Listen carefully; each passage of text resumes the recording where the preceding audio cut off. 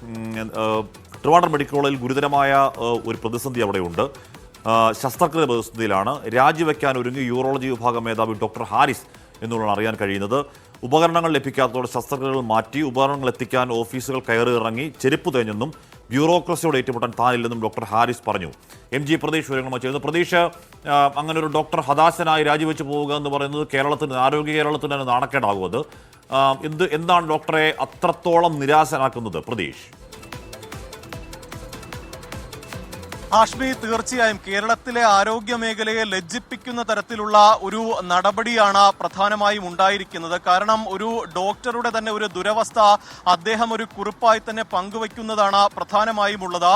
ഇതിൽ അതീവ ഗുരുതരമായ പ്രതിസന്ധി തിരുവനന്തപുരം മെഡിക്കൽ കോളേജിൽ നിലനിൽക്കുന്നുവെന്ന് ആ മെഡിക്കൽ കോളേജിൽ അതിന് വകുപ്പ് മേധാവി പറയുകയാണ്. യൂറോളജി വിഭാഗം മേധാവി ഡോക്ടർ ഹാരിസിന്റെ ഒരു കുറിപ്പാണ് ഇപ്പോൾ പുറത്തു വന്നിരിക്കുന്നത്. ഗുരുതരമായ പ്രതിസന്ധി അവിടെ ശസ്ത്രക്രിയാ ഉപകരണങ്ങളുടെ കാര്യത്തിൽ നിലനിൽക്കുന്നുണ്ട്. അതുകൊണ്ട് തന്നെ ഈ ശസ്ത്രക്രിയകളെല്ലാം മാറ്റിവെക്കേണ്ട സാഹചര്യമാണ്. ശസ്ത്രക്രിയ ഉപകരണങ്ങൾ ലഭ്യമാകാത്തത് കൊണ്ട് തന്നെ ശസ്ത്രക്രിയകൾ പൂർണ്ണമായും മാറ്റിവെച്ചു.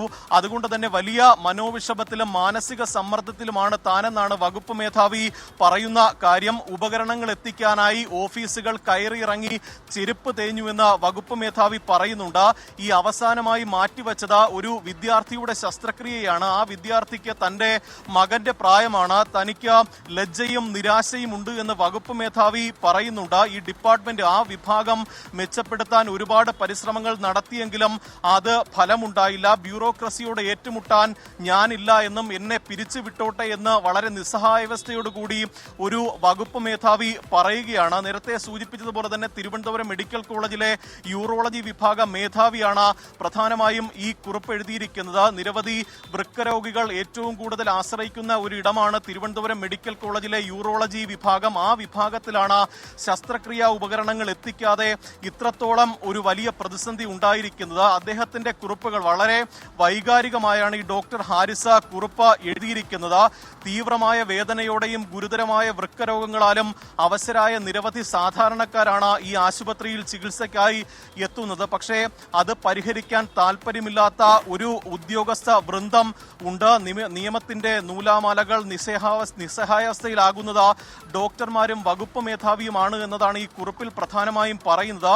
₹1 പോലും പർച്ചേസിംഗ് പവർ ഇല്ലാത്ത വകുപ്പ് മേധാവി ഓഫീസുകൾ കയറിയിറങ്ങി മടുത്തു. വകുപ്പ് മേധാവിയുടെ ചെരുപ്പ് തേഞ്ഞുവെന്ന് പറയുന്നു. രാഷ്ട്രീയക്കാരോടും ഉദ്യോഗസ്ഥരോടും അപേക്ഷിച്ചിട്ടും സാഹചര്യങ്ങൾ വിശദീകരിച്ചും മടുത്തുവെന്ന് മാസങ്ങൾ കഴിഞ്ഞിട്ടും നൽകിയ അപേക്ഷയിൽ ഒരു നടപടിയും ഉണ്ടായില്ല എന്ന് വകുപ്പ് മേധാവി പറയുമ്പോൾ ഈ ആരോഗ്യ സംവിധാനത്തിന്റെയും സർക്കാർ സംവിധാനവും എത്രത്തോളം പരാജയമാണ് എന്ന് വ്യക്തമാക്കുന്ന, തെളിയിക്കുന്ന ഒരു കുറിപ്പാണ് ഇപ്പോൾ പുറത്തു വന്നിരിക്കുന്നത്. ഗുരുതരമായ പ്രതിസന്ധി തിരുവനന്തപുരം മെഡിക്കൽ കോളേജിൽ നിലനിൽക്കുന്നുണ്ട്. നിരവധി ശസ്ത്രക്രിയകൾ കഴിഞ്ഞ ഒരാഴ്ചയിലധികമായി പ്രധാനപ്പെട്ട ഗുരുതരമായ പല കേസുകളും മാറ്റിവെക്കേണ്ട സാഹചര്യമാണ് തിരുവനന്തപുരം മെഡിക്കൽ കോളേജിൽ ഉണ്ടായിരിക്കുന്നത്. അത് പലതവണ പരാതി പറഞ്ഞിട്ടും നടപ്പാക്കാതെ വന്നതോടെയാണ് പരസ്യമായി തന്നെ ഇക്കാര്യം അറിയിച്ചുകൊണ്ട് ആ വകുപ്പ് മേധാവിക്ക് തന്നെ ഒരു കുറിപ്പ് എഴുതാനുള്ള ആ ഒരു അവസ്ഥയിലേക്ക് വകുപ്പ് മേധാവിയെ കൊണ്ടെത്തിച്ചതും. ഹാഷ്മി,